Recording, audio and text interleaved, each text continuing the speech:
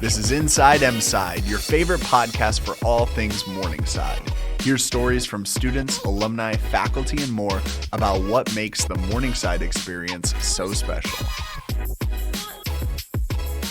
Hello and welcome in to its latest edition of the Inside Mside podcast here on YouTube or wherever you get your podcasts. I'm your host, Zach James. Thank you so much for joining us today. And today we're going to talk about the choral department here at Morningside and what they've been up to and what they're going to be up to here in the next few weeks. They're going to be pretty busy. And here to chat with us about that is Dr. Ryan Pearson, the Director of Choral Activities. Ryan, thank you so much for joining us today. Yeah, thanks for having me, Zach.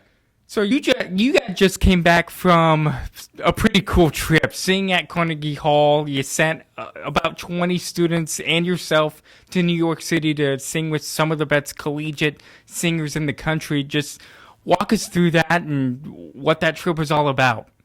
Yeah, we had a really great time out there. I was invited some time ago to go out and serve as a guest conductor with Manhattan Concert Productions, which is a large performing arts organization out there, and they bring in guest artists, and I was fortunate enough to be asked to do that and conducted a 170 member choir, and we had about 23 of our Morningside choir and Morningside singers with us. It was a really, really cool event. What was that like, just seeing the students get up on that stage and do what they do best? All of our students here at Morningside are fantastic, but they really dug into this opportunity just because it was something that, of course, was unique, maybe for some of them once in a lifetime, and to see their eyes open up when they walked onto the stage at the venue was special. How long did they have to rehearse? How long did they rehearse, and what kind of pieces did they sing? Yeah, we rehearsed all day Saturday, Sunday, and part of Monday. When we were there, our concert was on St. Patrick's Day, and that evening, and so we had a whole lot of time to put everything together, and it went very, very well. I selected the music, at least I selected half of it, and then my counterpart from Yale University, Felissa Barber, conducted the other half of it, and it was really cool. It was a great opportunity for the students to have multiple conductors for this event, and for us to share in the experience. The music ranged from Renaissance period music to contemporary music, so I think it was a good mixture.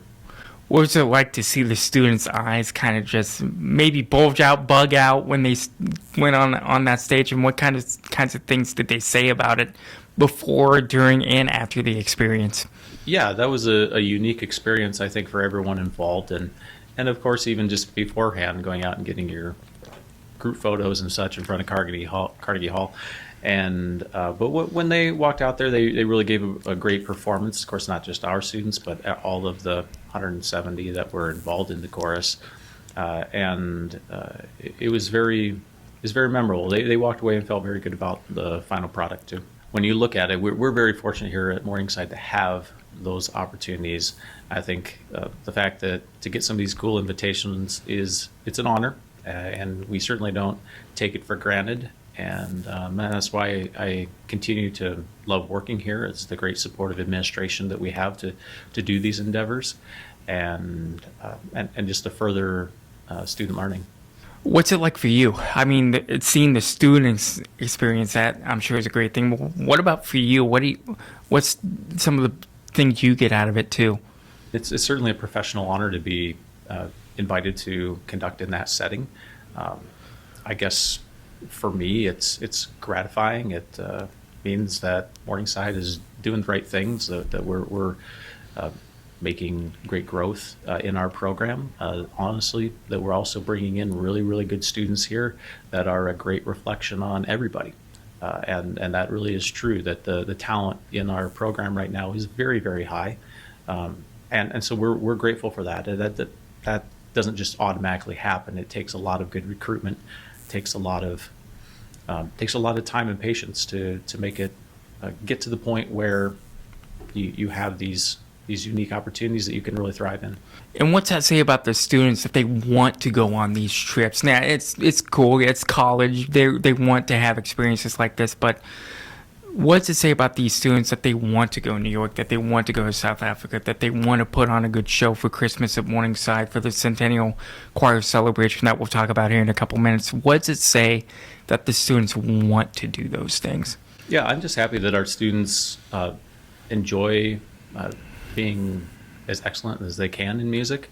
And by that, I mean, great, of course, the great music that we make, but then in addition to that, just being great human beings who want to share their music with others, and that's what we're continuing to do in this department. We're continuing to do this on large scale levels and even local levels. And just on Friday, we were out in 3 high schools and just performing at Sergeant Bluff, Luton, Ponca, and Bishop Heelan, and I thought it was equally valuable for our students to show locally what they can do. But yeah, just really, really proud of our program. So before y'all left for New York, you had a rehearsal that a couple of the members of the media came out, and I came out to it too, and I just sat down and listened to them for a couple minutes, and I love doing that, just listening to young men and women just show off their vocal talent. Do you just kind of take a step back every once in a while and say, dang it, these kids are good? I do, and I think even more so now than I used to. I wholeheartedly say that I love working here because of the students, and it's an honor, frankly, when talented students want to come into your program and be a part of your life and be with them. And for us, we've grown through lots of great times together, and we have a lot of great alumni to thank. For the current students that we have, the tradition that's been established here, and it's a wonderful thing to share in the music with them. We're talking with Director of Choral Activities, Dr. Ryan Pearson, here on the Inside Mside podcast, and as he alluded to, the alumni are going to get to celebrate a big event coming up later on this month, coming up on April 25th and 26th as part of the centennial celebration of the Morningside Choir. It happens on April 25th and 26th. Like I said, it'll kick off at 8 p.m. with a welcome reception on that Friday night, and on that Saturday, lots going on. A luncheon, and then it'll all cap off with a centennial concert inside Epley Auditorium at 7 p.m. For more information, check out morningside.edu for more to sign up and check out what all entails with that. Talk to us about that and what it all entails. Yeah, it's going to be a great event. This alumni choir is really filling out now. We already have about 130 people signed up. That's to sing, and then they'll be bringing guests in as well. So over 250 people will be on campus for that. I'd be surprised if in the next few weeks if it isn't even closer to 300. It's big. It's big for Morningside. What's most important, though, is the sense of community that we're building. We're taking a lot of time with this event to try to cultivate relationships across generations, and I think that's something that we can always do better at, not just here but anywhere, because over time we lose sense of what other generations have done, not only in music but in other areas of Morningside. So leading up to this event, I've spent a lot of time digging my nose in yearbooks and old Collegian Reporter articles and anything that I can find to figure out what is the history of this choir and where are we moving forward, and how can we attract back our alumni to support what we're doing currently, but likewise our current students want to know what the past was all about here. And for us, it's going to be an awesome event. You've sent a lot of us like a document followed the history of the Morningside Choir. They're celebrating their 100th anniversary, and there's a lot of research that went into it too. How cool was it just digging deep into the archives and learning about the rich history of the Morningside Choir? Yeah, it's been a fun project this spring. I've gone through about every article and yearbook page that you can, just to make sure that we're not missing anything. because I do think it is important to make sure that everybody over the course of 100 years, whether they're living or whether they've passed on, that we know that they've played an equal and very, very important role in where the choir currently is. So it's been a big project. I've been putting together a document. In fact, I just finalized it today, and it's getting ready to go out to our current alumni so that they can see it and they can review it. But it's a 100-year timeline, a 100-year historical overview of the choir, and it's many of its accomplishments, some of its travel, and just lots of pictures involved in that. And I think there's going to be a lot of things that we're going to be presenting to alumni that they had no idea ever existed here. And I think that's a good thing. I think it's a good time to do this, with it being the 100-year celebration. I was just going to ask, how much of a history lesson will it be for the alumni and the community members coming up when this event happens? I suppose it depends on how connected you were to that when you were here at Morningside. But I will say that I guess I do not know that there is a real collective history of the Morningside Choir. And there hasn't been to this point. There is now. There is now. There is now. And it's going to be awesome to share that with people, and I guess we'll find out how well connected that they've been. It'll be interesting to see how everything is received. But at our centennial luncheon, which we held around the noon hour on April 26th, we're going to talk some more about that history and pay homage to some of the former directors and those sorts of things. And I just think that's important. As the current director, what does it mean to you to be a small part of 100 years of Morningside Choir history? Yeah, I'm just finishing up my 7th year, so when you think about it, that's 7% of 100, which is not very much. I kind of consider my part to be certainly not insignificant, but small. And but when you look at the collective history, it's an honor to be included in that and be one of 7 full-time conductors that have worked with the choir. When you think about that over 100 years, that's also pretty good, because I mean that's a lot on average that people have stayed around Morningside. Yeah. You take Paul McCollin, of course, he directed the Morningside Choir for 30 years as it was started, even though he was here over 40. But so he was also a very big chunk of that. James Wood in the 1960s and 70s was a huge chunk of that, because he was here for 21 years. Tim Watson here for, I believe it was 15 years, something like that.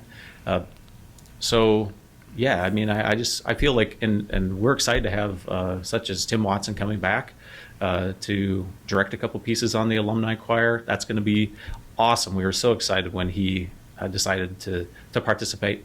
And then also have James Wood's son, Bruce, who's a 1977 Morningside grad and has been an orchestral conductor and educator during his career. Have him back too. What's that like, having those guys come back and be living, moving parts of that history and kind of recall their memories when they were here? It's very important that, number one, I get to learn a little bit more, right? I mean, and as the directors, the leader of the program, I want to know more about some of these stories, some more of these traditions that maybe took place during their times. Now, I will say that traditions have changed over the years. There's no doubt about it. We've and at Morningside and within the choral department as a whole, and I think if there's anything that's been consistent within our choral department over 100 years, has been change. And I think, though, that the change has really been what has allowed to growth and has allowed us to continue to be strong to this point. So yeah, to have them come back and to learn from them is important. Plus, they're going to get to share their stories with our students, and it's going to be a great day of reliving a lot of good times. You mentioned there's a lot of alumni going to sing during the concert that weekend as well. What's it going to be like having the alumni and the students just come together and make more memories? Yeah, that's going to be awesome. So if we have around 130 alumni on the stage singing with us, plus we have our 40-member Morningside Choir, we'll have 170 singers up there. I think that's going to be remarkable. Place our students in between some of these people who've been a part of this program for so long, and so I'm really excited to see that that final product, but not even just musically. It's more or less just the community of people, because that's what this event is going to be about. It's going to be about, hearts coming together and sharing a lot of cool memories. What have the students talked about this, if at all? Are they excited about the event and meeting new alumni? You don't really know what it's going to be like until you get there, but I do really believe that this event for them will be one of the highlights of their time here at Morningside, because they're so highly invested in the choir right now. They love their experience, and when they get to hear about other stories from other generations, and then also see some of their fellow recent grads come back, I think that's going to be a big deal. So I don't think really we know until we get there as to what the reaction is going to be. But I do know that they are very excited.